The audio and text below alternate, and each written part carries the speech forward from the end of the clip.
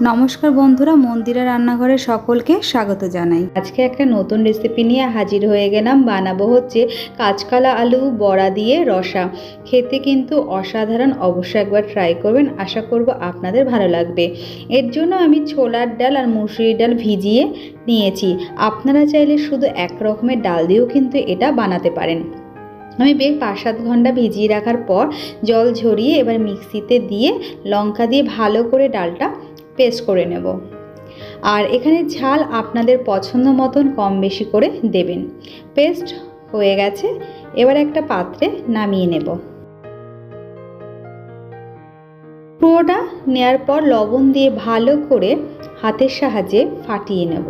মানে যত ভালো ফাটাবে দেখবে আস্তে আস্তে ডালটা হালকা হয়ে গেছে। বড়াটা করলে বেশ খুব ভালো ফোলে আর খুব নরমও থাকে বড়াটা, খেতেও খুব ভালো লাগে। এবার তেল গরম হয়ে গেছে, এবার আমি একে একে একটু বড় বড় করে ভেজেছি। কেউ চাইলে ছোট ছোট করেও ভাজতে পারে আপনাদের পছন্দ মতন। আমি একটু মিডিয়াম সাইজেরই বড়াগুলো তেলে দিয়ে এপিট ওপিট করে লাল লাল করে ভেজে তুলে নেব।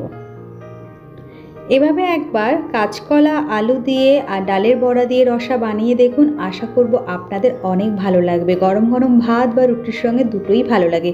বন্ধুরা, তোমরা কি এরকম রেসিপি দেখেছো? অবশ্যই আমাকে কমেন্ট করে জানাবে। বড়াগুলো ভাজা হয়ে গেছে, এবার আমি নামিয়ে ওই তেলে জিরে, তেজপাতা, শুকনো লঙ্কা ফোড়ন দেব। ফোড়ন দেওয়া হয়ে গেলে আমি আলুগুলো ছেড়ে দেব।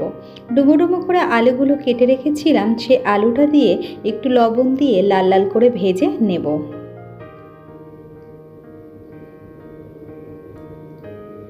এভাবে একবার বানিয়ে দেখবেন, আশা করব আপনাদের ভালো লাগবে। অবশ্যই কমেন্ট করে জানাবেন বন্ধুরা আপনাদের কেমন লাগলো।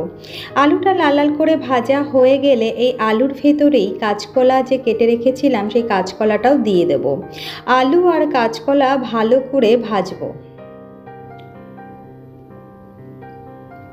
যদি রেসিপিগুলো ভালো লেগে থাকে তাহলে অবশ্যই করে লাইক, শেয়ার, কমেন্ট করতে কিন্তু ভুলবেন না বন্ধুরা। এভাবে আমি আলু আর কাঁচকলা লাল লাল করে ভেজে নেব। এভাবে তরকারি বা ঝোল বা রসা যেভাবেই আপনারা বানান না কেন খেতে কিন্তু খুবই ভালো লাগে।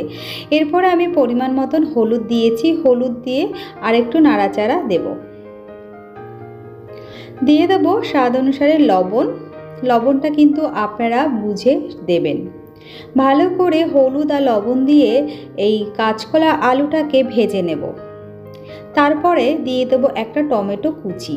আমি একটু টমেটো বড় বড় করে কেটেছি, কেউ চাইলে মিহি করে কুচিও কিন্তু দিতে পারে বা টমেটো পেস্টও দিতে পারে।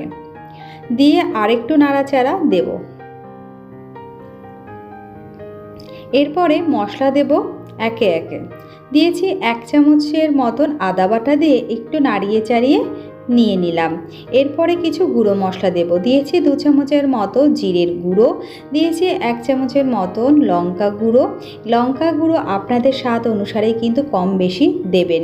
দিয়েছি সামান্য একটু জল দিয়ে একটু নাড়িয়ে চাড়িয়ে নেব। তারপরে দেবো 1/2 চামচের মতো কাশ্মীরি লঙ্কার গুঁড়ো। এটা কালারের জন্য, এটা অপশনাল, দিতে চাইলে দিতেও পারেন, নাও দিতে পারেন। আর দিয়ে দেবো স্বাদ অনুসারে চিনি। দিয়ে আরেকটু নাড়িয়ে চাড়িয়ে নেব। কেউ যদি শুকনো লঙ্কার গুঁড়ো খেতে না চায় সেই ক্ষেত্রে কাঁচা লঙ্কা বাটাও কিন্তু আপনারা দিতে পারেন। ভালো করে সব মশলার সাথে আলু আর কাঁচকলা কষিয়ে নেব। যখনই তেল ছেড়ে দেবে দিয়ে দেব পরিমাণ মতন জল। বন্ধুরা, যারা একদম নতুন আমার রেসিপিগুলো দেখছো অবশ্যই করে চ্যানেলটা সাবস্ক্রাইব করে রাখার অনুরোধ রইল। পাশে থাকা বেল আইকনটি অন করে দেবেন যাতে নতুন নতুন ভিডিও আপনারা জলদি পেয়ে যান। আর এখানে কিন্তু আমি দিয়েছি গরম জল। আর কাঁচকলা আলু দিয়ে ঝোল রান্না করলে একটু জলটা বেশিই দেবেন, কারণ কাঁচকলাতে কিন্তু আর বড়িতে ঝোলটা কিন্তু টেনে নিয়ে যায়, সেই বুঝেই জলটা দেবেন। এবার ঢাকনা দিয়ে ঢেকে দেব, ঝোলটাকে ফুটতে দেব। ঝোল যেই ফুটে যাবে তখন বড়িগুলো দিয়ে দেব। বড়িগুলো ঝোলে দিয়ে একটা হাতার সাহায্যে নাড়িয়ে চাড়িয়ে দেব। আবার ঢাকনা দিয়ে ঢেকে দেব। এভাবেই রেডি হয়ে যাবে আমার কাঁচকলা আলু দিয়ে বড়ার ঝোল। অবশ্যই করে ট্রাই করার অনুরোধ রইল। আশা করি আপনাদের অনেক ভালো লাগবে। গরম গরম ভাতে কিন্তু খুবই ভালো লাগে, আর প্রচণ্ড গরম, এই গরমে এরকম একটা রেসিপি থাকলে আর কিছুই লাগবে না। বেশ 5 মিনিটের মতন আবার ঢাকনা দিয়ে ফুটিয়ে ঘি গরম মশলা দিলে রেডি হয়ে যাবে আমার এই বড়া দিয়ে কাঁচকলা, আলু আর বড়া দিয়ে রসা। অবশ্যই করে ট্রাই করবেন বন্ধুরা। আর কোথা থেকে দেখছেন সেটাও কিন্তু আমাকে কমেন্ট করে জানাবেন, তবেই তো আপনাকে ধন্যবাদ দেব। আর যারা অলরেডি আমাকে সাবস্ক্রাইব করে রেখেছে তাদেরকে অনেক অনেক ধন্যবাদ। এইভাবে পাশে থেকো আর সাপোর্ট করো। তোমরা সকলে সুস্থ থেকো। টাটা।